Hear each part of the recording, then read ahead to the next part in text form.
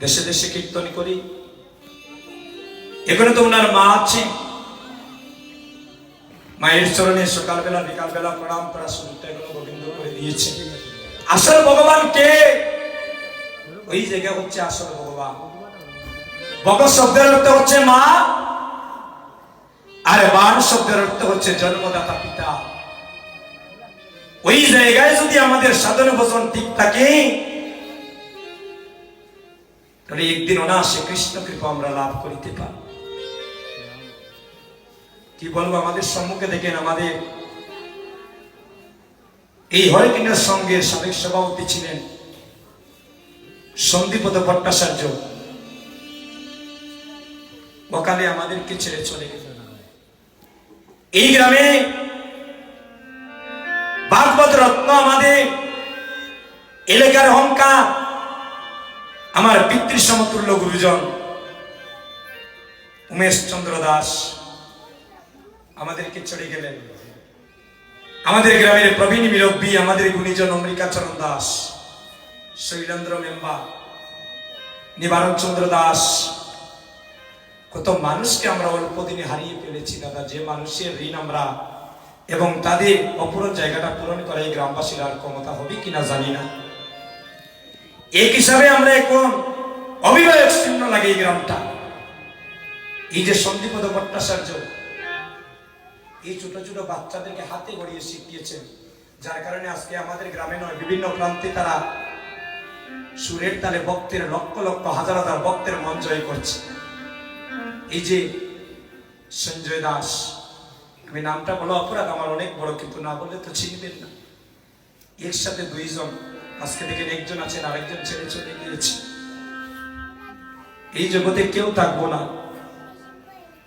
একদিন সবাই সবাইকে ছেড়ে চলে যায়।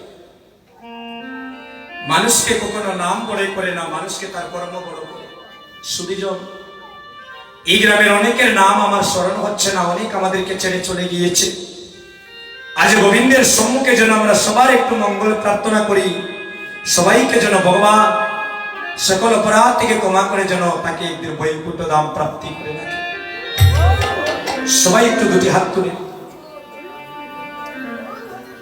সবাই দুটি হাত তুলে হরে কৃষ্ণ কৃষ্ণ কৃষ্ণ হরে হরে, হরে রাম কীর্তন করি। সুধীজন, এই গ্রামের অনেক ভক্ত, আমার অনেক পিতৃদেবতা, মাতৃমণ্ডলীগণ, যুবক বন্ধুগণ আমাকে যদি সাহায্য না করতেন, সহযোগিতা না করতেন, এই পথে যদি কীর্তন জগতে আমাকে উৎসাহ না দিতেন, আজকে আমি এখানে আসার আমার এই কথা হতো না। বিশেষ করে প্রথম আমার গ্রামের ছোট বড় সবার চরণে আমার কোটি কোটি প্রণাম। আমার শরীরের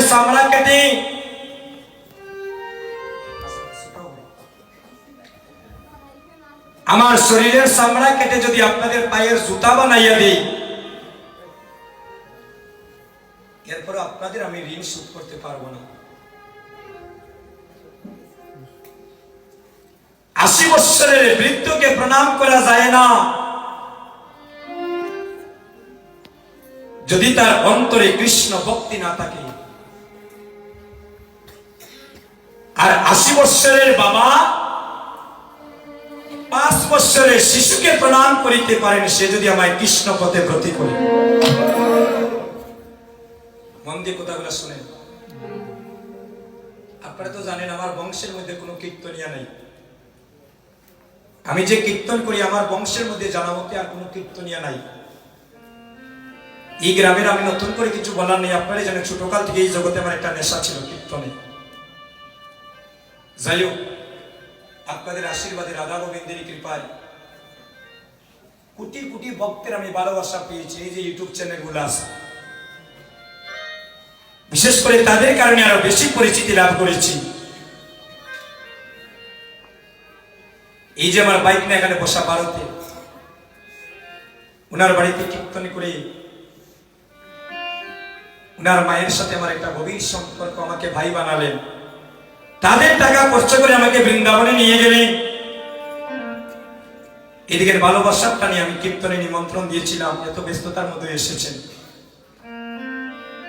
এই যে আমার গায়ের পোশাকগুলা দেখতেছেন, একটা টাকা দিয়ে গোবিন্দের সম্মুখে আমি কিনি নাই, ভক্তরা আমাকে দেয়। গত পরশুদিন দেখি কে 12,000 টাকা মোবাইলে পাঠিয়ে দিয়েছে সিঙ্গাপুর থেকে। আমি বললাম কেন দিলে? বলে আপনার কীর্তন শুনে আপনার প্রেমে পড়ে গিয়েছি, আপনাকে ওই টাকাটা দিলাম কীর্তনের জন্য, পোশাক কিনবেন, আমাদের জন্য একটু আশীর্বাদ করবেন। এই যে আপনাদের ভালোবাসা, ভক্তের ভালোবাসা, আমার এই চামড়া কেটে যদি আপনাদের মতো ভক্তের চরণের জুতাও বানাইয়া দিই, আমার ঋণ করা কখনো সম্ভব নয়। আপনাদের চরণে নিবেদন করছি, এই গ্রামে আমি ছোট থেকে বড় হয়েছি, সবার চরণে জানা অজানা যদি কোনো অপরাধ করে থাকি, আজ কীর্তন করছে, কালকে ভগবান জবানটা বন্ধ করেও দিতে পারে। সে চাইলে বোবার মুখে কথা ফুটাতে পারে, সে চাইলে অন্ধের নয়ন প্রস্ফুটিত করে দিতে পারে, সে চাইলে নিচ থেকে অনেক উপরেও তুলতে পারে। আর সে যদি গৌর বলি চায়, আপনাকে উপর থেকে নিচে 1 সেকেন্ড লাগবে না, নামিয়ে দেবে। এই যদি কোনো অপরাধ করে থাকি, আপনাদের ছোট বড় কোনো ভক্তের তুল চরণে আজ হয়তো ক্ষমা চাওয়ার সুযোগটা দিয়েছেন গোবিন্দ, কাল তো জগতে নাও থাকতে পারে। তাই সবার চরণে আমার সর্বপ্রথম কোটি কোটি প্রণাম জানাচ্ছি ভক্তগণ।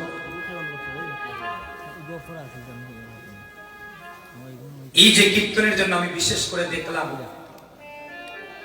আমাদের হরে কৃষ্ণ সংঘের কয়েকজন সদস্য, ঘুম নাই, নিদ্রা নাই, হানি নাই, পাগলের মতো মান অভিমান ছেড়ে দিয়ে হরিনামের ভিক্ষার ঝুলি নিয়ে গ্রামে গ্রামে ভিক্ষা করে হরিনাম যজ্ঞের